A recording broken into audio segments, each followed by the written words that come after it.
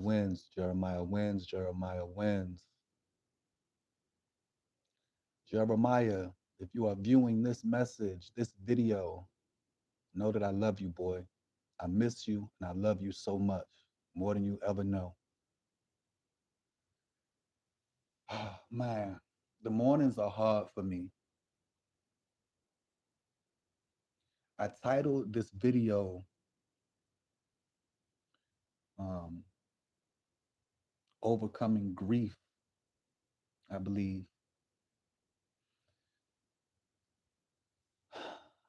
For the past several months, I have been battling severe depression and overcoming grief daily. And the mornings, the AM, is particularly difficult for me. It's very difficult for me when I wake up in the morning because when I wake up in the morning, the very first thing on my mind is my son. Like a lot of parents, mothers, and fathers, you have children. And if you have spent any time raising your children and getting to know your children, falling in love with your children,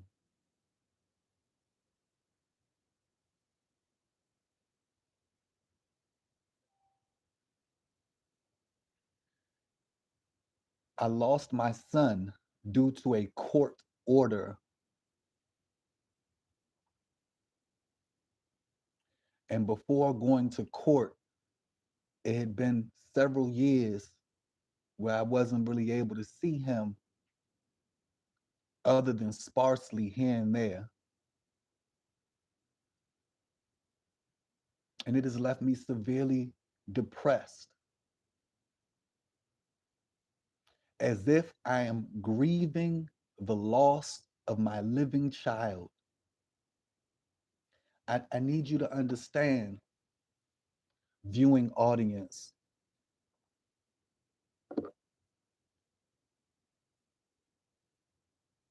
I took my son's mother to court because she wasn't allowing me to have access and contact with my son, access to and contact with my son. And I went to court and it didn't work out in my favor. And now, per court order, I can't even contact my son. I have to wait for him to want to contact me. And it's been a very difficult process. I haven't been on the internet a lot because I've been also dealing with some shame and some embarrassment. Um, Revolving around this issue.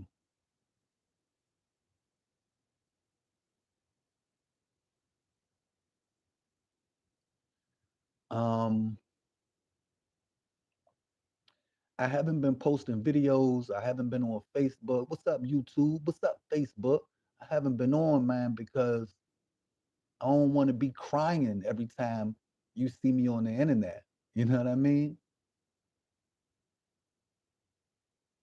But the reality is that I need to process these very heavy emotions,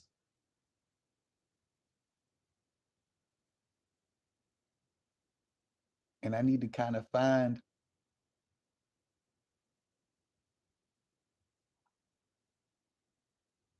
the strength and the courage to keep pushing through because most days, every day,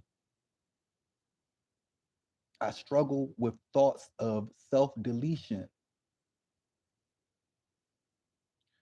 I say, and I say again, I do not want to live without my son.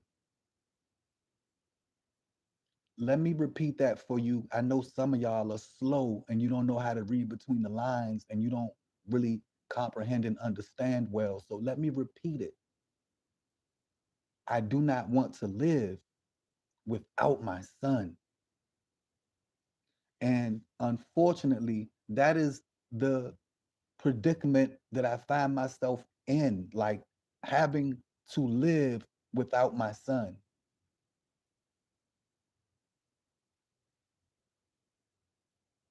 And I know that there are a lot of baby mamas out there across the land that, for some strange reason, believe that men, fathers, don't think about their children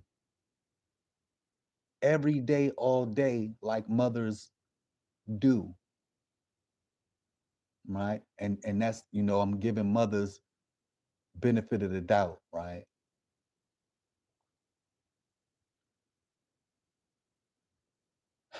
While no one gives fathers the benefit of the doubt.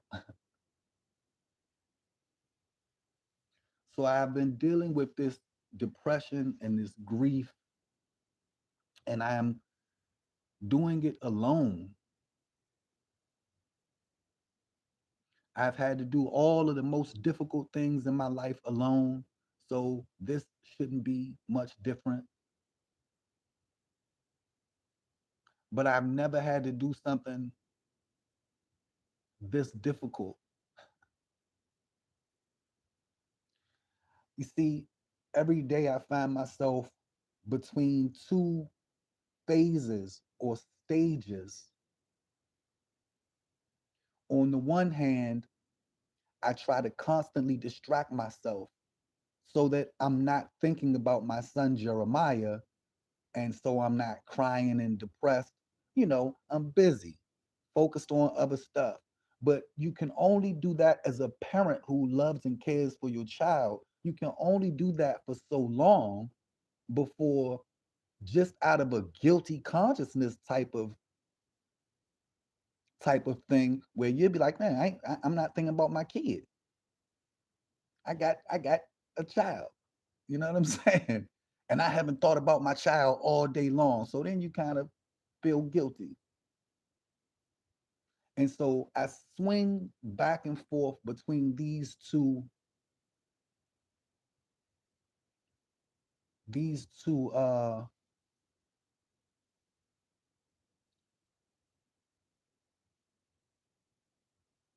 states of consciousness.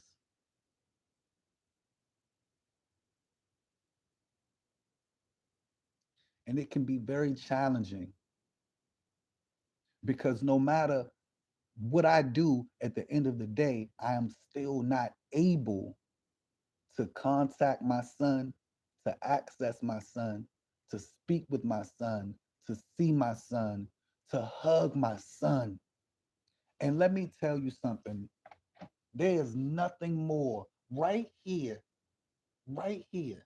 I have this ache that will not go away. And it feels like the only thing that could take this ache away is a close, tight, and long hug between me and my son.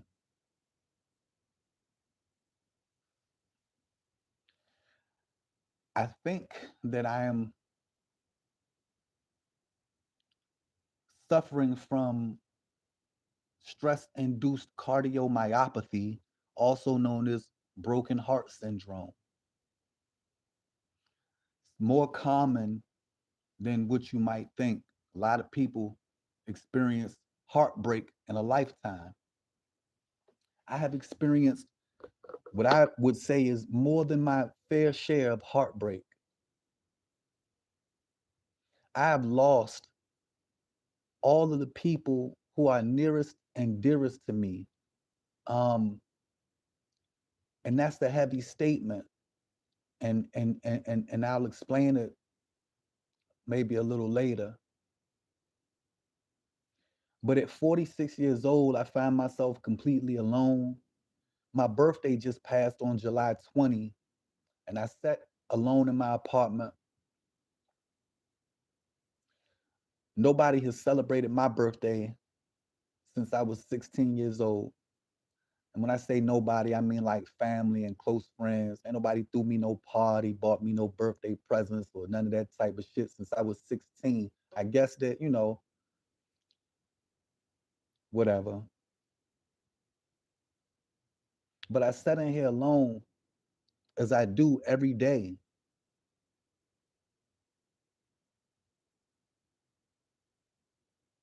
And I find that I am perhaps too isolated. I have to challenge myself to go out and do anything. And I don't mean like go out, like go hang out, go to the club or go. I mean just to go outside and take a walk has become a challenge for me most days.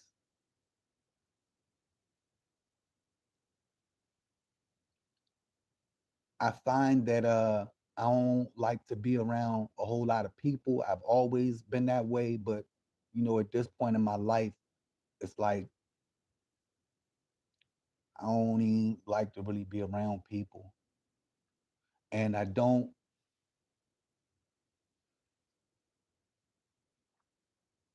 So one of the ways when you talk about depression, and I know I'm kind of bouncing around here, I just want to kind of find my, I don't want to end up crying on the internet again. You know what I'm saying? I got a few videos queued up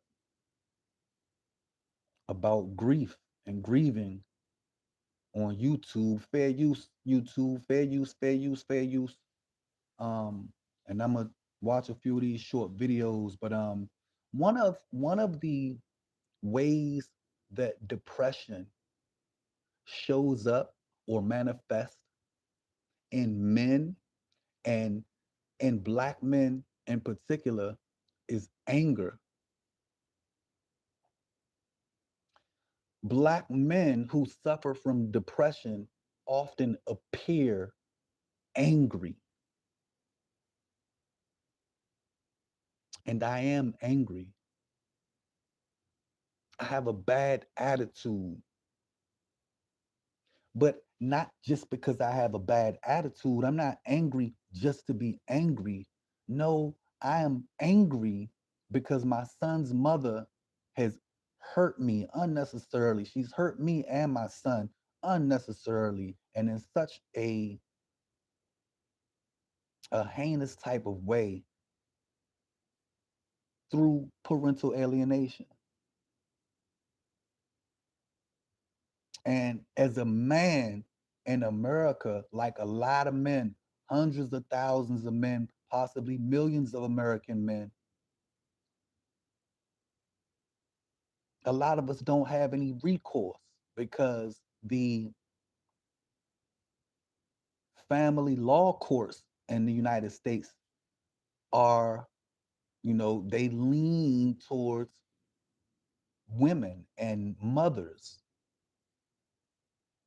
So a lot of men, you know, all across social media, all across the internet, they talk about uh, the need to change some of these laws.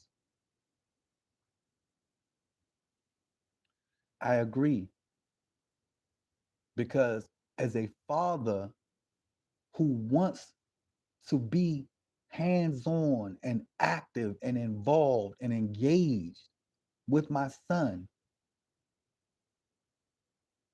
I am not allowed, literally allowed. I have not been empowered and allowed or enabled to be a father to my own son. And I realize that there are a lot of men across this land, across this nation, who deal with the same type of challenge, the same exact challenge. So, in that aspect, I recognize that I'm not alone. Doesn't make it suck any less, though. So, every day, and it's been, when I say every day, it's been this way for the past about 10 years, every day when I wake up in the morning, for the first 30 minutes of my morning, I'm teary-eyed and I'm crying because I know that I have to make it through this day without being able to see my son, without being able to talk to my son, without being able to hug my son. So every day I wake up in the morning and that's how I start my day. I wake up in the morning and the first thing on my mind is my son Jeremiah. And then the tears come for a half hour, maybe an hour, because I know that I'm gonna have to push through another day. I have to push through another day without my son. And let me repeat it for you just in case you didn't catch it the first two times that I said it. I don't want to live without my son. But that is the situation that I find myself in, being forced to live without my son. And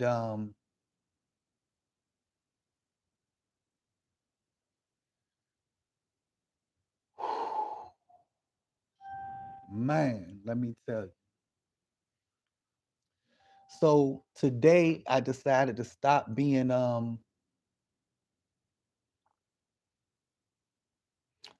I've recommitted, let me say it like that.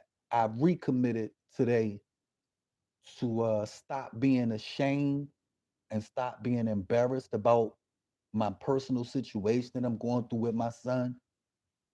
And I have to tell the story. And as I tell this story over the next couple of weeks and months and years, none of it is about bashing my son's mother. None of it is about trying to make her look bad, or it's never about that. It's never been about that. It'll never be about that. Am I angry at her at times? Yes. Am I working on forgiving her? Yes, absolutely. I love her. I never stopped loving her. Not in love with her, but guess what? I'm talking about my ex-wife. Wasn't my choice to break up our marriage and break up our home. I meant every word when I committed, like the commitment to marry and have a family and raise kids, man, 10 toes down, 100,000. I'd have never walked away or backed out of that. That was her choice and her doing. And so we're left with the fallout, which I've been dealing with for the past several years. Do I want to get back with my ex-wife? No, I'm not saying that. She done did and said things that I can't rock with you. Not after the way that you hurt me and my son. But it's not about like me getting on the internet and venting and processing these emotions and sharing my story and leaving messages for my son. And none of it is about trying to make her look bad. She could do that on her own. She make herself look bad on her own in her own time. So I wanna make that clear. You know, I started a couple of years ago with my YouTube channel. It was just supposed to be a father-son game. Me and my son used to, like all of us with your kids, you play video games and you know what I mean? My son used to love Plants vs. Zombies. And we used to sit and play Plants vs. Zombies and Hungry Shark and you know what I mean? That type of stuff. And So when I first started my YouTube channel, the YouTube channel was going to be a father and son gaming channel, but his mother didn't like that idea. And this is important just in the timeline, which I'm not going to go through the whole shit right now, but this is important. The fact that I wanted to start a father son gaming channel on YouTube with me and my son, this is when I first mentioned the idea to my ex-wife, to my son's mother, she viewed it negatively. She, nope, nope, nope. She didn't want to do it, didn't want me to do it. And it was at that point in time, this would have been back in like 2015. It was that point in time where she really started to act and go above and beyond to keep my son from me and keep me from my son. So I'm gonna have to, remember to revisit that and and come back to that, man. But right now, I just need to vent because every day, I am struggling with thoughts of control alt delete. You understand what I'm saying? Every day, I'm struggling with thoughts of self deletion because I want this pain to stop, and I don't know how to. It's a challenge, man, and I don't, and I understand it because I'm living it. I want to express myself eloquently enough and completely enough so that you can understand what I'm living and dealing with. And for the parents out there, the easiest way I could make you understand, imagine you lost your child. That is what I'm dealing with. I've lost my child.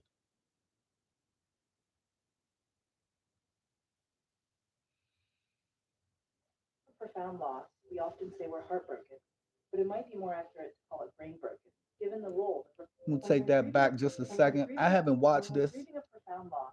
I haven't watched these little videos yet, but I need to.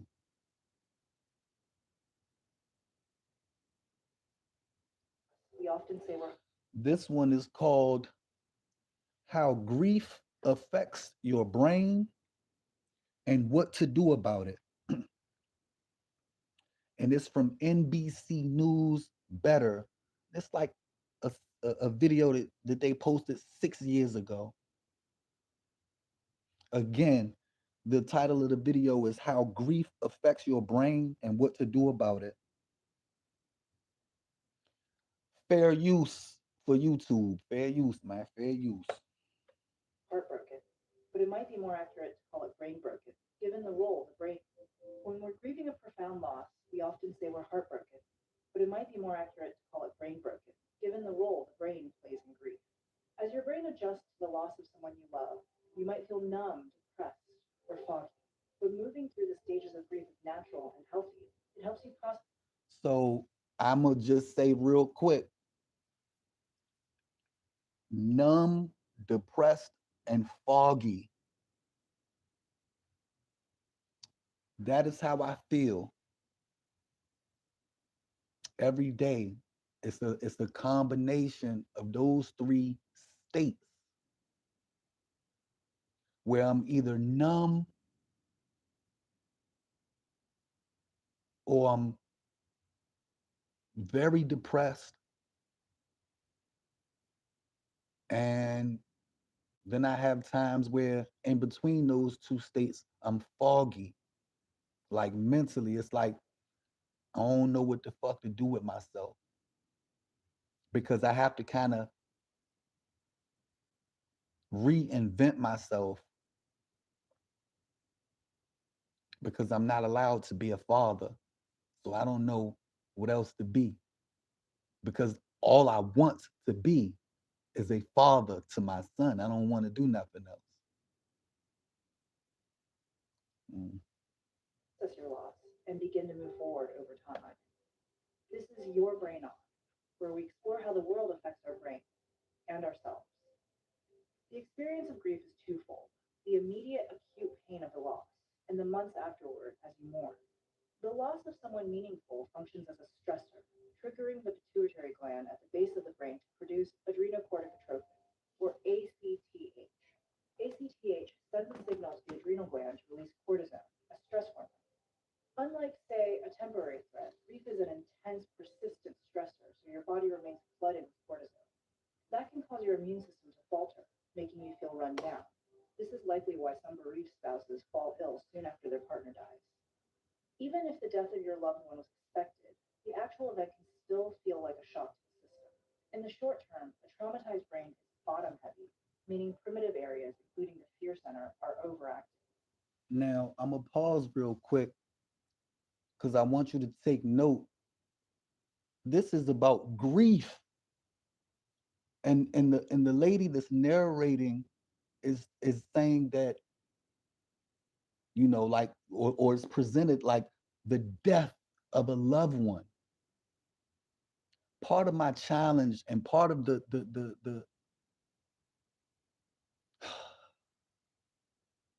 part of the challenge for an alienated parent like myself is that my child is not dead. This is why I said, and I got this from another father who experienced parental alienation. I am grieving the loss of my living child. So my son is alive and well. His mama take care of him. I know, but I can't touch him. I can't talk to him. You understand?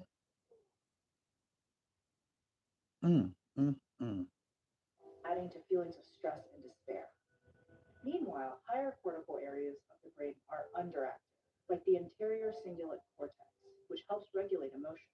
You may find it difficult to let go of minor annoyances or experience symptoms like increased heart rate for several minutes after you're startled.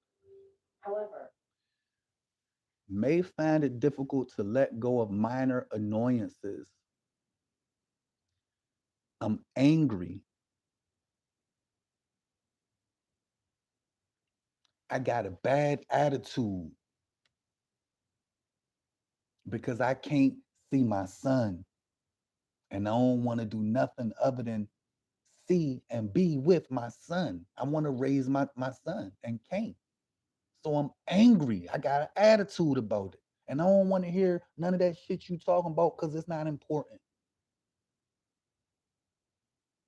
And I don't want to, step up and be a stepdaddy and take care of somebody else's kids. I want to take care of mine.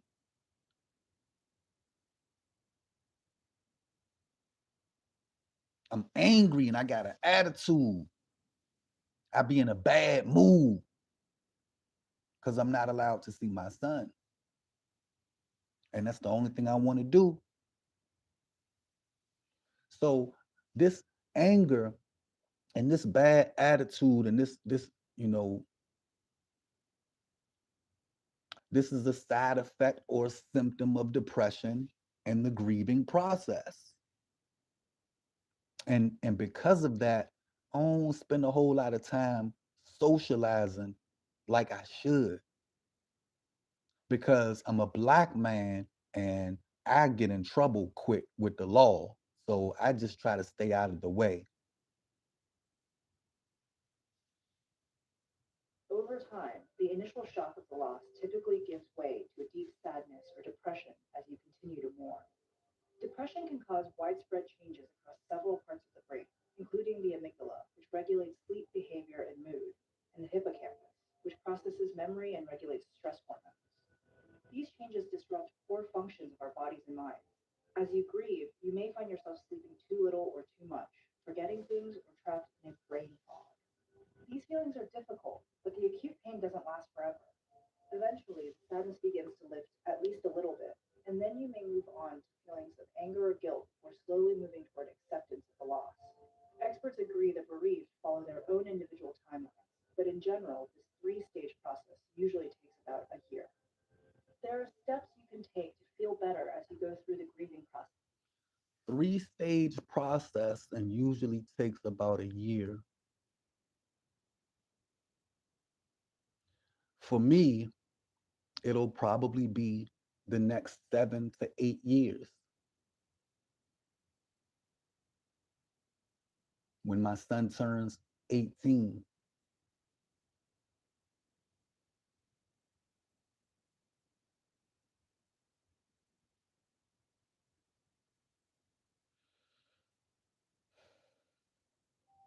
I don't want to do anything anymore. I'm not motivated to do anything.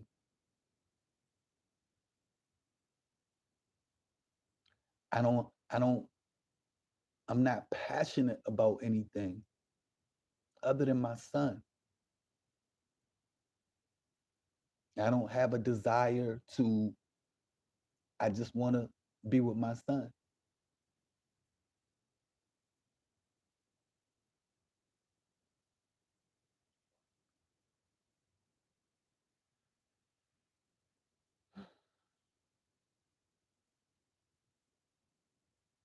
Mm, mm, mm.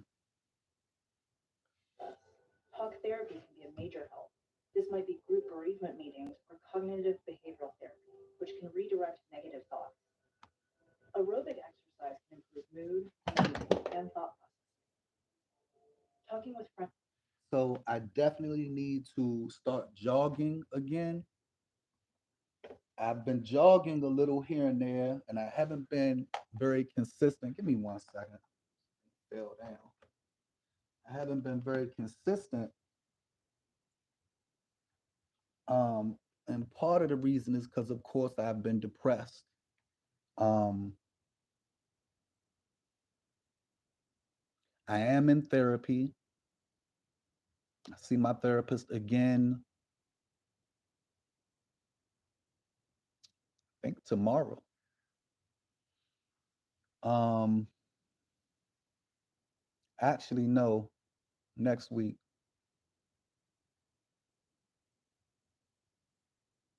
And but I've been seeing a therapist for a little while, and I like my therapist. Like she's cool. I guess she good,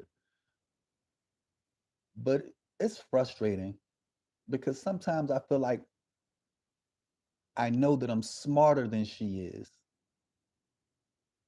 I'm wiser and more knowledgeable, and she the one with the fucking degree and the job. So sometimes I have to educate her on particular things, and then she can.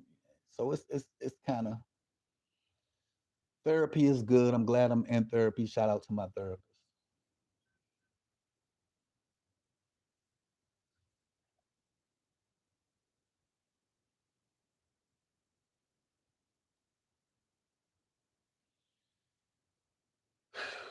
Man, About the person you lost can be a great comfort too. Studies show long-term grief actually activates neurons in the reward centers of the brain. And recalling the time spent with those who have died reminds us that the memories still live on.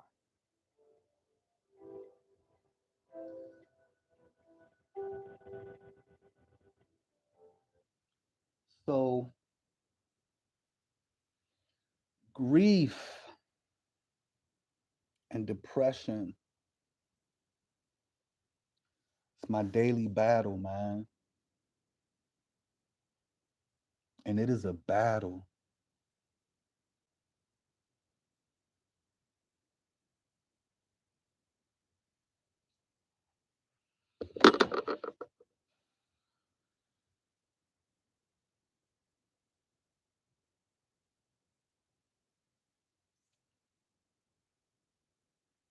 At least I ain't crying in this video, but I can't guarantee you that I won't be crying in the next video.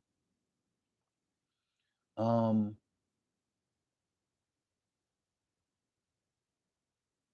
I was thinking I might peace to the God, peace, peace, peace. See my man Genesis reacting to this video. Um, so yeah, man, another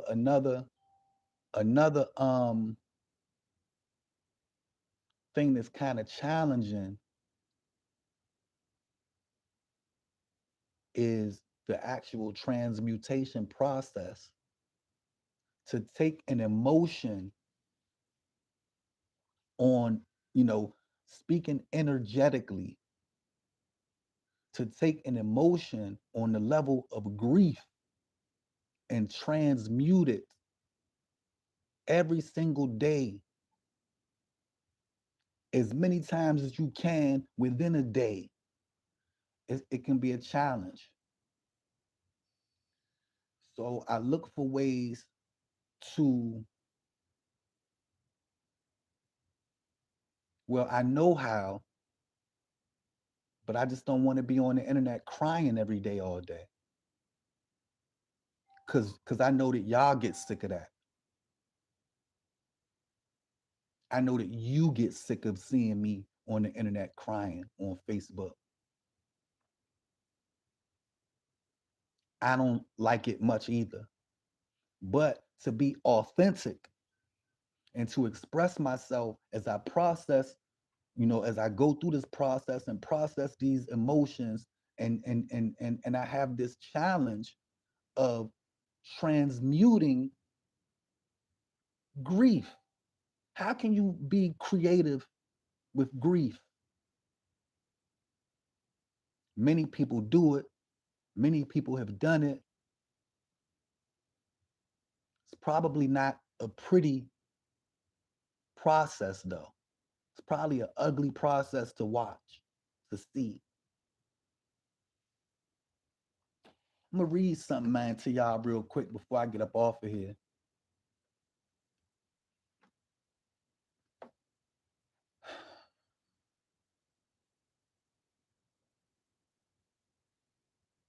I'm trying to think, is there anything else that I want to say before I end this little clip? And hopefully I can keep my momentum going and just start just dumping on the internet. Just put it out. Because at the end of the day, it's all for my son Jeremiah. And I feel guilty when I don't put video content out for my son because I'm missing days. Those are days that my son and I will never get back. And the only thing I can do is leave him messages. Let him know that, hey, on this day, I'm thinking about you. I love you. I miss you. Let me read this to you real quick, man, before I get up off of here. So, you know, made it through this book. And the author of the book, man, Dr. David R. Hawkins, we have him to thank for the emotional scale or the map of consciousness. The author of this book, he brought that to us. David R. Hawkins, MD, PhD, was director of the Institute for Spiritual Research Incorporated and founder of the Path of Devotional Non-Duality. He was renowned as a pioneering researcher in the field of consciousness, as well as author, lecturer, clinician, physician, and scientist. He served as an advisor to Catholic, Protestant, and Buddhist monasteries, appeared on major network television and radio programs, and lectured widely in such places as Westminster Abbey, the Oxford Forum, the University of Notre Dame, and Harvard University. People from all walks of life and nationalities honor Dr. Hawkins as a teacher of advanced awareness, exemplified in the title Foremost Teacher of the Way to Enlightenment. His spiritual evolution is briefly recounted in the About the Author summary at the conclusion of the book. His life was devoted to the upliftment of mankind until his death in 2012. And this is his book, Letting Go, The Pathway of Surrender. And this book has been helping me.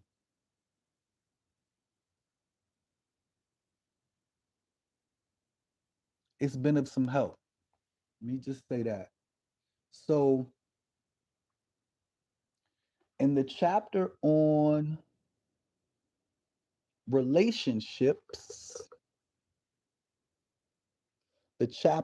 relationships, he talks about different emotions and, energetically speaking, right? The emotions of apathy and grief. And this is what I've been dealing with. I've been dealing with apathy and grief. So if you look at an emotional scale, hey, Auntie, if you look on an emotional scale or a map of consciousness, I have been stuck at the level of apathy and grief as I grieve the loss of my living son, Jeremiah. He lives an hour away, and I'm not able to see him, not able to speak to him, not able to touch him. So, good morning, Auntie Susan. So, I have been grieving the loss of my child. And I just want to read to you page 262 in the chapter on relationships. I think it's chapter 14 or 15 of the book. It's chapter 18. Apathy and grief. The feelings of apathy, grief, depression, sorrow, self pity, the blues, hopelessness, and helplessness come from the inner program of I can't. The inner program of I can't. Their purpose is to elicit sympathy, to win back, to gain support, to make others sorry, and to summon help. What is the effect of these feelings on another person? Although there may be an initial attempt to help, eventually this is replaced by pity and finally avoidance. It is the low vibration, apathy, and grief. Why avoidance? The avoidance is because of the huge energy demand that we are making on the other person. It is an attempt to drain them by throwing ourselves on their doorstep. This results in the common saying, which sounds hard hearted, but is unfortunately so often true. When you laugh, the world laughs with you. But when you cry alone. Constant grief will drive others away. They begin to resent it unless they are in a very high place themselves and capable of effortless compassion. And by a high place, he means a high level of consciousness on the emotional scale.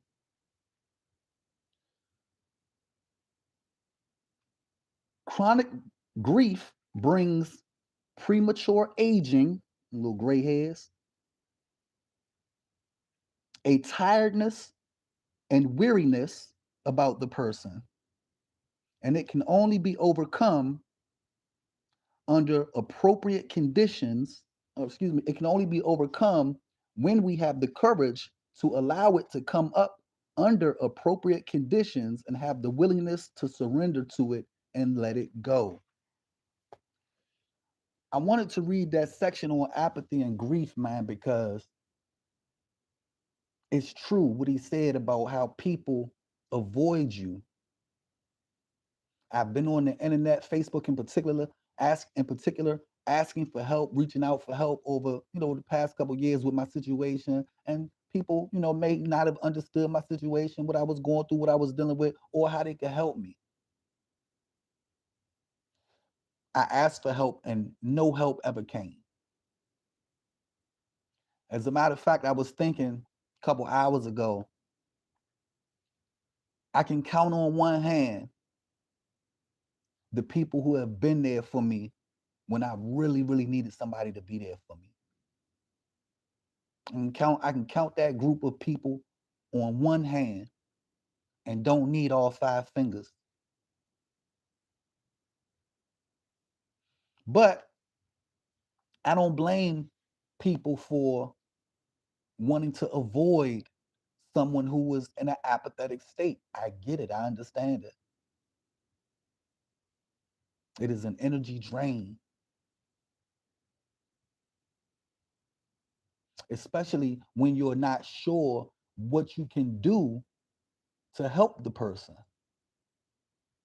In my case, what would have been very helpful over these past 10 years would have been for any of the females in my family, any of the women in my family to talk to my ex-wife,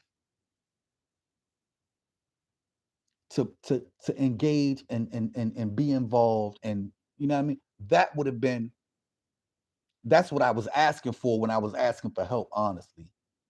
Somebody, some family member somewhere step up and do what family supposed to do and help mediate. You know what I mean? Help mediate. Hey, look, man, what's going on? Why you ain't letting this boy see his son? Or why my nephew can't see his son or see his father?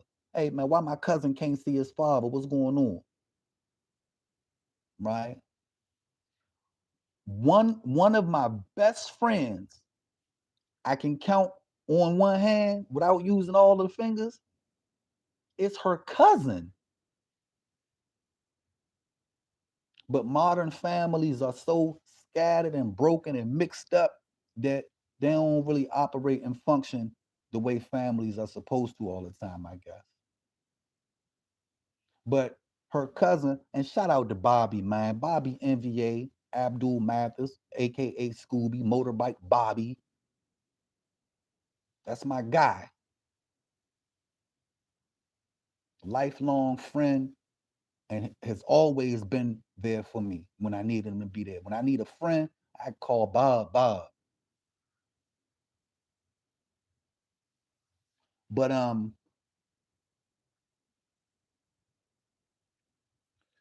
just wanted to read that portion about apathy and grief, man, because that is the level that I've been kind of stuck on. And when I say the level, I'm talking about the map of consciousness or an emotional scale, right? So if you think in terms of an emotional scale or the map of consciousness, you know, and here's the thing. I'm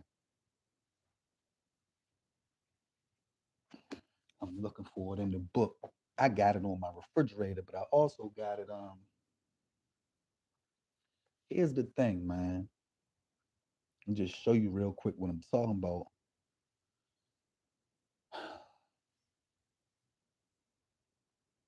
Map of consciousness, clinically proven map of consciousness, clinically proven. An emotional scale, map of consciousness, or an emotional scale. So, way down at the bottom of the scale,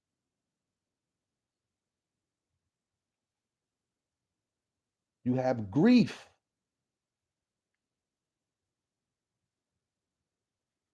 You see grief at the bottom, apathy and grief, apathy and grief. I have been stuck in a low emotional, vibrational frequency or loop because I am grieving the loss of my child. And it is a difficult thing. And I'm not quite sure how to overcome it. And I'm sure that it's going to be challenging over the next several years.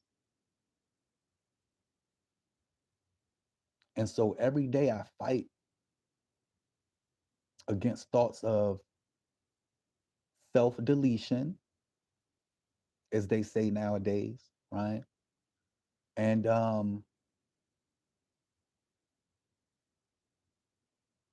I also have a little bit of an attitude because depression and often manifests as anger in men.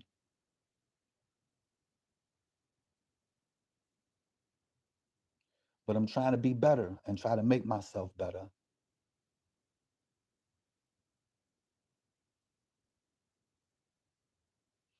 And at the same time, I don't know if there's even a point to trying because there's no guarantee that my son will want to see me or talk to me 7 years from now, 8 years from now.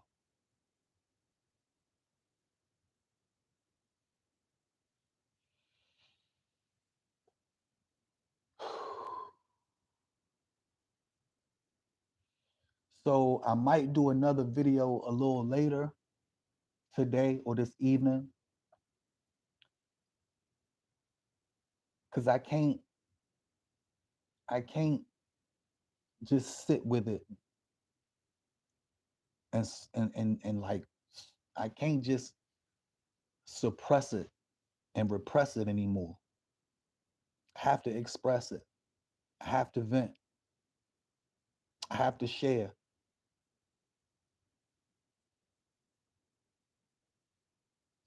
So I appreciate your time today. Thank you for stopping by to check me out, check on me, see what's up. I hope that you have a wonderful day today, productive day. Be safe. Keep your head on a swivel. Be aware. Like my man shirt say, my man got the shirts. They say be aware. Y'all holler at my man Genesis Asiatic over at Asiatic Greetings. Get you a be aware shirt. Because the world is a funky place, man. And it's getting weirder and weirder by the day. It's a lot going on. So y'all be safe. And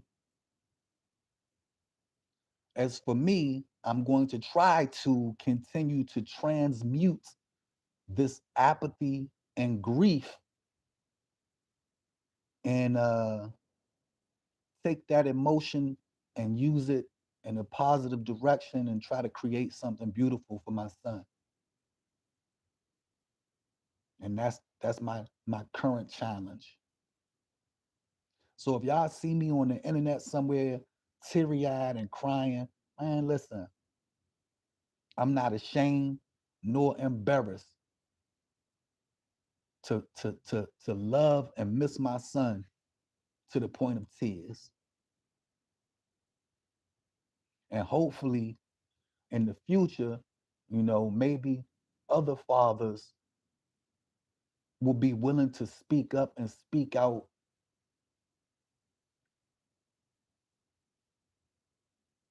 and talk about how traumatizing it can be a father and to be forcibly separated from your children. Jeremiah wins in the end. Don't you ever forget it. Jeremiah wins, Jeremiah wins, Jeremiah wins in the end. Don't you ever forget it. And with that, I'm gone. Peace, peace, peace, peace, peace. Jeremiah, I love you, boy.